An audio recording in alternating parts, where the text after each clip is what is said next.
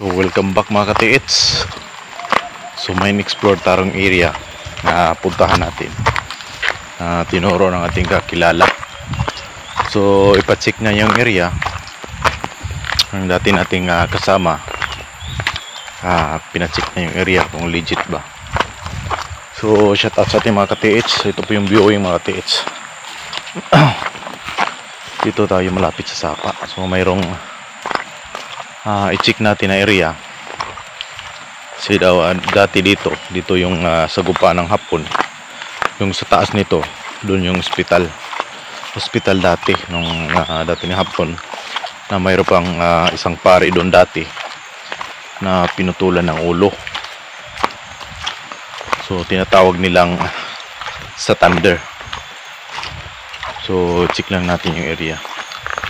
Hindi kasi hapon So shout out na lang sa lahat na nanood natin YouTube channel, no? So huwag kalimutan mag-subscribe, lalo na sa mga baguhan, para mabasa natin yung mga sign nyo, lalo na sa mga gustong magpabasa. So kung mayroon kayong mga sign dyan, pwede nyo isend sa akin para mabasa kung legit ba o hindi, para di sayang yung paghukay nyo, di ba? Pagod ng paghukay, di biro. So dito na tayo sa area, pero ayaw niyang pabidyohan yung sign kasi kilalang kilala at nakita. Ito pala isang wall. Ito pala yung sinasabi niya, isang wall area. So biglayin ko lang yan. So yan ang area, isang walling pala to. So isang dike siya, isang dike na nakaharang sa puno ng kawayan, old bamboo. Mayroon man siyang guhit, nag letter B, symbol of tunnel. So ang sign nito is symbol of tunnel. Letter V siya na nakakulob pang ganyan. So ibig sabihin door entrance. So dito yung tunnel entrance dati. Ito yung tinataguan ng Hapon. Ito yun yung punong kawayan. Ito yung riprap simento. So ito pala yung tinataguan ng Hapon dati. So nireprap siya para pagdaanan ng tubig, hindi siya basta-basta masira. So makikita natin na matanda na talaga siya. So ito, possible to sa likod nito ng wall na to, mayroong butas. Pero may mga harang na bato yan, normal yan. Mayroong nakaharang na bato. Bundok yan bundok yan, paakyat. So ibig sabihin patusok yung tunnel dito. Legit naman yung sign niya. So ayaw niyang pabinyohan kasi kilalang kilala at nakita to sa lahat. Yung dumadaan dito, sa tabing daan to So bihira lang yung dumadaan dito. Ito sir, kung nanonood ka sa video natin, alam ko nanonood ka. Ito isang symbol of door. So pintuan. So sa riprap na to, mayroong chamber. Kailangan mo to ng maso. Tinakpan.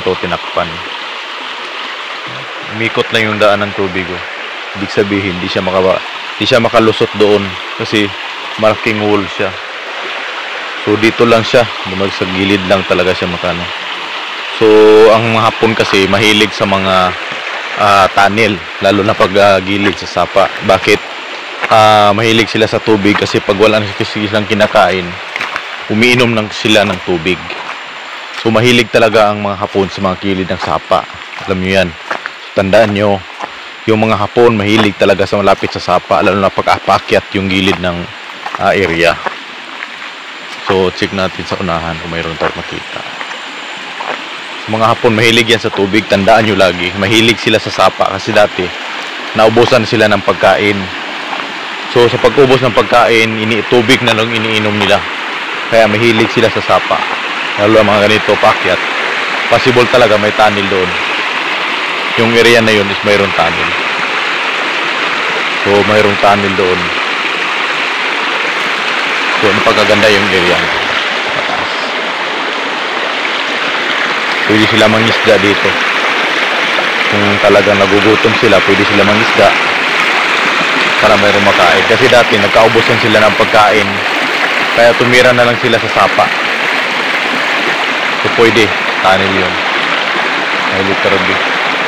So malaking B siya, malaking B. Higit isang dangkal. So yan ang tandaan mga ka-TH.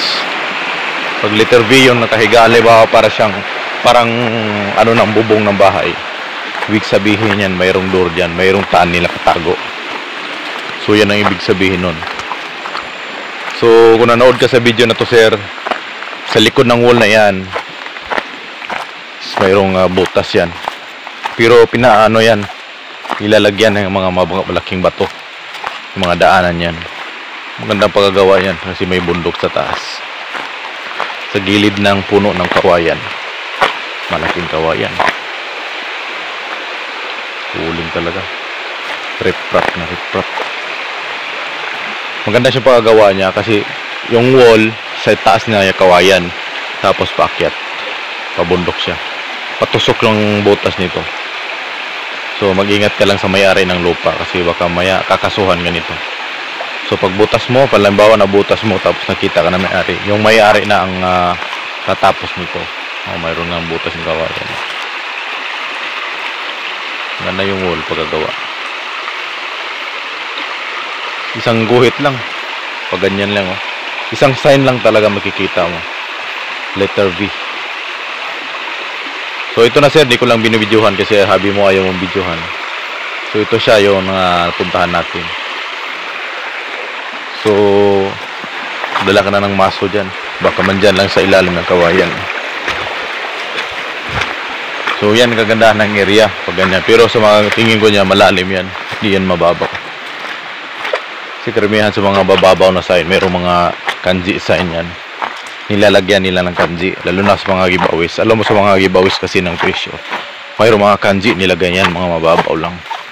Sa mga rack and close, puno ng kawayan nilalagyan. Kasi pag ganyan kasi, ito napakalaking kawayan kasi yan. Pag kawayan kasi, halimbawa nandyan sila sa puno ng ilalim ng kawayan, mayroong breather yan eh. Mayroong singawanan, yung halimbawa yung tulad ng CR, alam mo yung CR. Mayroong isang bakal yan na nakausli sa taas. Doon sila humihinga. So ginagawa ng breather. So wala tayong nakikitang breather. Ibig sabihin, tunnel yan. Pakit sa bundok. Kasi pag mababaw lang yan, surety mo. Mayroong so ganyan, mayroong breather. Yung breather, yung papasukan ng hangin yan. So doon sila humihinga. So yung kagandahan. So di lang natin nitik. Hindi tayo magdala ng gadget dito kasi baguhan tayo dito sa area. Pwede nating dala nating gamit. Kamaya mayroong makadetect sa atin. Suot lang tayo ng magsuot lang tayo ng butas-butas para di tayo mahalata. Di tayo kilala dito sa area. Pinarasok lang natin. Kunwari lang tayo na hanap tayo ng pangulam ng sapa.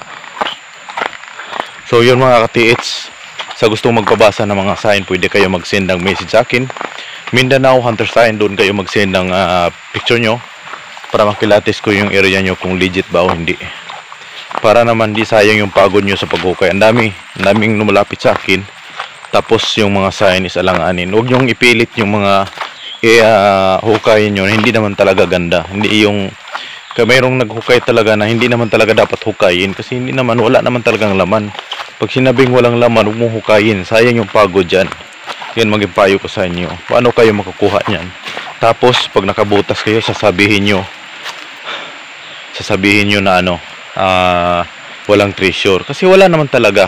Bakit kayo naghukay dyan? Wala naman. Maraming mga ka-TH na nahihirapan dahil wala naman talagang kabuluhan yung hinuhukay nila. Hanapin nyo lang yung magandang sign. Mas maganda mayroon kang gamit para di ka masyadong mahirapan. Halimbawa, mga tunnel lang hanap nyo. Kasi karamihan, mayroong mga tunnel. So, sa taas dyan mga ka-TH, dyan yung dating ospital. Ospital ng Hapon dati. So mayroon pang mga simento dyan. So makikita natin yan sa mga next vlog ko. Mayroong mga simento dyan. Mayroong mga yung malakas na tubig yung nagsuporta sa bayan. Galing dyan. Dyan yung pare na pinutulan ng liig ng Hapon dati. Binitay sa puno ng kahoy. So yun ang kagandahan sa area. So mga ka-TH, maging payo ko sa inyo. Kung gusto nyo matulungan mga ka-TH, pwede kayo mag-message sa akin. So message nyo lang ako, PM nyo lang ako para matulungan ko kayo. So hindi ibig sabihin na pupunta ako sa site nyo. Hindi rin ibig sabihin na lahat ng oras ilalaan ko. Mas importante sa akin yung mga taong nagtiwala sa akin. Halimbawa, yung mga customer ko lang yung talagang pinagtuunan ko ng pansin. Ito mga kapis. Siminto yan. Mga siminto yan dati. Buong nakabasag na. Dating dam yan dati. Dati pa yung dam. So nasira na. So dami dito kasi dito po yung plantada ng hapon. Sa baba nito, doon po yung nakuha na malaki. Nagbigay yung mga hapon dyan ng mga, alam yung sa Bisaya, yung taga Southern Leyte. So alam nila yung tugnos. So taraw-tarong tugnos yan, binibigay nila sa mga tao. Tapos sinuhukay nila yung ilalim ng patong, yung kahoy na patong. So hindi sila nakaakyat ng bundok kasi hindi sila pinayagan. So gusto nilang akyatin dito, hindi sila makaakyat. So yung mga katiits, so sa mga hindi marunong magbasa ng sign, so hindi naman ibig sabihin 100% po tayo na marunong talaga. Meron lang tayong kunting kaalaman. Pero kahit sa kunting kaalaman, marami tayong natulungan ng mga katiits. Alam mo, sobrang saya sa ating mga katiits, lalo sa mga nakahits na natulungan natin. Hindi natin kailangan mayabang, hindi rin natin kailangan na ipagyabang sila. Pero para sa akin, at least nakatulong tayo sa ating mga katiits na naniwala sa atin. So sa mga baguhan dyan, yung mga payo ko sa inyo, ito lang matutulong ko talaga sa inyo. Pwede kayo magpakilati sa inyo. I-message nyo lang ako sa Facebook page is Mindanao Hunter Sign. So pwede kayo i-search sa Facebook, tapos mag-send lang kayo sa mga sign nyo para makilatis natin. Kung hanggang kilatis lang ako sa hindi po ko pa customer. So sa customer ko, doon ko ibibigay lahat yung mga decode nila lahat, mga target area. So marami po tayong mga customer na nagpabasa, hindi lang kayo, hindi lang sila. Marami po kahit sa ibang katiis na lumalapit sa atin. So mayroon po tayong tinutulungan. So sa akin lang makatulong sa ibang tao. So hanggang kilatis lang ako sa di ko customer. Yun lang talaga ang maibigay ko sa inyo. So sa mga customer ko, always po sila nagpapadikod sa akin. So sa mga area, so marami po talagang lumalapit sa akin na tungkol sa mga hukay nila. Yung mga talagang sinasabihan ko na hindi legit, huwag nyo nang hukayin. Kasi napakasayang yung pagod nyo dyan. Wala naman talagang kabuluhan kasi wala naman talagang laman. So sikapin nyo na makahanap kayo ng magandang sign. Kung gusto nyo makahanap, mas maganda kung mahanap nyo yung mga kanji sign. Yung mga kanji sign kasi mababaw lang yan. Madali lang yung hanapin. Yung mga giveaways nyan, dyan, mababaw lang yan, pinakamalalim.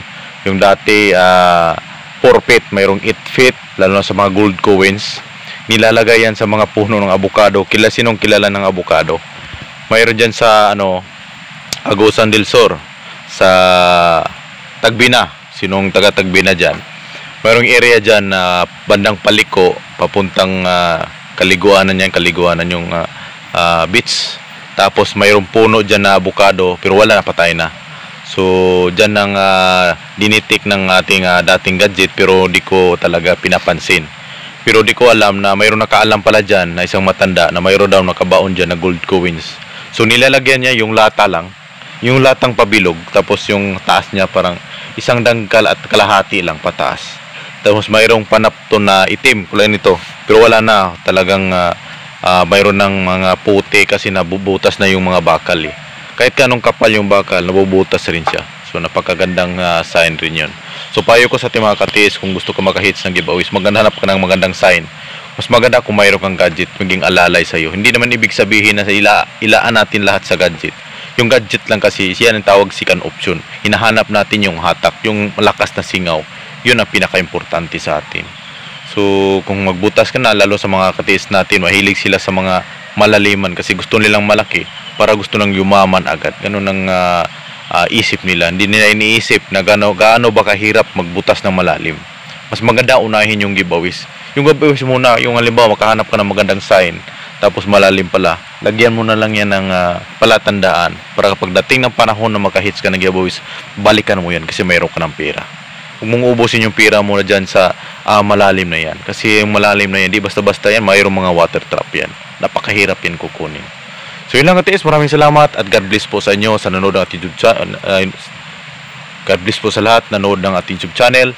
Ito po si Mindanao Hunter Sign, ang lagi pong nagtuturo sa ating mga katiis.